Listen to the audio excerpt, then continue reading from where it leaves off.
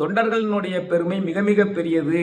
அந்த தொண்டர்களினுடைய பெருமையை அறியாமல் அவர்களை யாரேனும் சிறுமைப்படுத்தி விட்டால் அவர்கள் பக்கத்திலேயே நான் போகாமல் இருக்க வேண்டும். ஏனென்றால் அவர்கள்தான் நரகத்தில் விழக்கூடியவர்கள். நம்மையும் இழுத்து கொண்டு நரக குழியில் தள்ளிவிடுவார்கள்.